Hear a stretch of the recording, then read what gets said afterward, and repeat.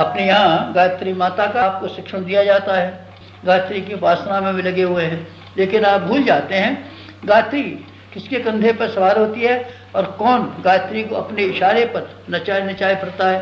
गायत्री माता की तस्वीर को आप जो ध्यान करते हैं, इस तस्वीर में उसका वाहन देखा है ना आपने, एक वाहन का नाम है हंस।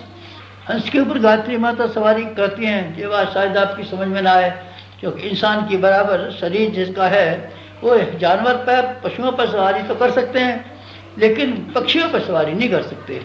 घोड़े पे आप बैठ सकते हैं, गधे पे बैठ सकते हैं, हाथी पे बैठ सकते हैं, ऊँट पर बैठ सकते हैं, भैंसे पर बैठ सकते हैं, इन पर तो बैठ सकते हैं, लेकिन आप बताइए किसी पक्षी पर जिसका वजन बेचारे का नहीं की बराबर है, तो उसके ऊपर कैसे आदमी बैठ पाएगा। ये एक अलंकार है जिसमें ये बात बताया गया है कि हंस उस व्यक्ति का नाम है जो उचित और अनुचित का फर्क करना जानता है। आपको उचित और अनुचित का फर्क करना चाहिए। लोगों के रास्ते पर चलने की बनस्बत आपको अलग खड़े होकर के देखना चाहिए कि मुनासिब रास्ता क्या है, मुनासिब तरीके क्या है, मुनासिब क्या है। लोग गलती करें तो आप क्या कर सकते हैं, गलतियों का ही जमाना है। आप पानी के बहाव में तिनके की तरीके से बहते चले जाएं, भला ये भी कोई समझदारी नहीं। आप हवा में उड़ते हुए पत्तों की तरीके से उड़ते हुए चले जाएं, भला ये भी कोई समझदारी हुई। आपको वजनदार होना चाहिए। आपको अपनी ज़िंदगी के बारे में फैसले स्वयं करने चाहिए। अपने रास्ते का चुनाव करने वाले में आपकी हिम्मत आपकी सहायक होनी चाहिए। ईमान और भगवान दो चीज़ें ऐसी हैं जिनकी सहायता से आप बड़े से बड़े फैसले कर सकते हैं। दुनिया में तो आमतौर से गलत काम होते हैं।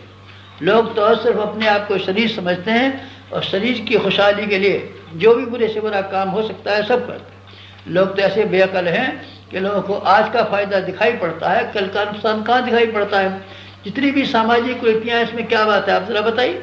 आज का फ़ायदा कल का नुकसान आप भी यही करेंगे ना। लोगों के रास्ते से हटिए, लोगों के रास्ते से हट करके अलग खड़े होकर के नए ढंग से विचार करना शुरू कीजिए कि क्या मुनासिब और क्या मुनासिब नहीं है।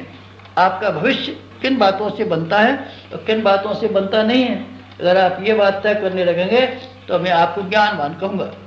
ज्ञानवानों की आपने तारीख पढ़ी है ना, भगवान बुद्ध का नाम सुना है ना।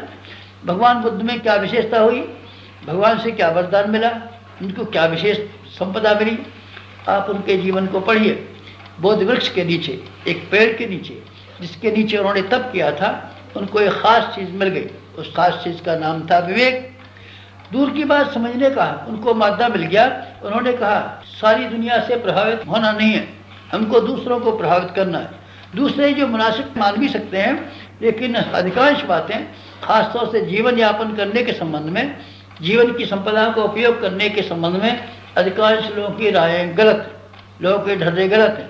उन्होंने अपने आप को भगवान बुद्ध ने अलग से खड़ा करके शुरू किया और जमाने की ओर से आंखें बंद कर लीं और फिर स्वयं अपने भीतर देखा और अपनी जिम्मेदारियों को देखा, अपने भविष्य को देखा, अपने कर्तव्यों को देखा और उन्होंने वो फैसले किए जिसके आधार पर एक सामान्य राजकुमार भगवान का अवतार कहलाने में समर्थ हुआ। उस जमाने में क्या होता था उन्होंने ज़रा भी विचार नहीं किया। उन्होंने ये कहा कि मुनासिब क्या है, जो मुनासिब था वही लोगों से कहा। यज्ञों में हिंसा होती है ना, हम हिंसा नहीं करेंगे। यज्ञ की बात वेदों में लिखी है, तब भगवान बुद्ध वेदों के बारे में जानकार नहीं थे, तो उन्होंने कहा वेद में ऐसा लिखा है तो वेद को आपको नहीं मानना चाहिए। फिर लोगों ने कहा वेद तो भगवान बनाए हैं, तो उन्होंने ये कहा अगर भगवान ने ऐसे वेद बनाए हैं जिसमें कि नैतिक सिद्धांतों का परिपालन नहीं हुआ है, तो फिर ऐसे भगवान को मानने की आवश्यकता क्या है।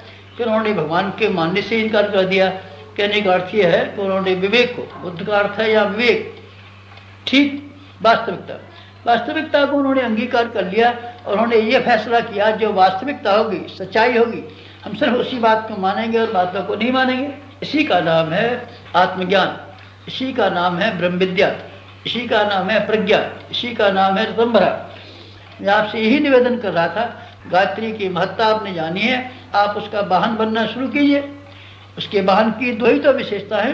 एक तो यह है कि नीर और खेत को अलग कर देता है, पानी और दूध को अलग कर देता है। इस दुनिया में जो कुछ भी मिला हुआ है घपला है, सब गुड़ गोबर मिला हुआ है। कहीं सच्चाई की झलक दिखाई पड़ती है और उसी के साथ में झूठाई बेईमानी का कितना गहरा पुट दिखाई पड़ता है। आप अलग किस तरीके से करेंगे, आपकी विवेकशीलता के माध्यम से संभव है कि आप दोनों को अलग कर दें। राजहंस के बारे में ये बताया गया है कि वो या हंसा मोती चले या लंघन मर जाए। लंघन मरना ठीक है, अगर आप ईमानदारी से नहीं कमा सकते, मुनासिब ज़िंदगी नहीं जी सकते, तो ऐसी ज़िंदगी जीने से क्या फ़ायदा। आप नहीं जीने से मेरा मतलब यह है आप गरीबी में गुजारा कर लें, कंगाली में गुजारा कर लें, तकलीफ़ में गुजारा कर लें। तकलीफ़ में गुजारा ढेरों आदमी करते हैं, कोई हारी बीमारी से करता है, कोई जेल खाने चला जाता है, किसी के बाल बच्चे ख़राब हो जाते हैं, किसी के ऊपर और मुसीबतें आ जाती हैं। ढेरों आदमी इस दुनिया में ऐसे हैं जो किसी वजह से मुसीबत उठाते हैं। आप सच्चाई की वजह से, ईमानदारी की वजह से और दयानतदारी की वजह से अगर मुसीबत उठा लें तो क्या अर्थ की बात है। सच्चाई की थोड़ी सी झलक और बेईमानी का अधिक से अधिक मादा, यही तो लोक व्यवहार है, दुनिया यही तो है। आप अलग कीजिए और हंस बनने की कोशिश कीजिए। समाप्त।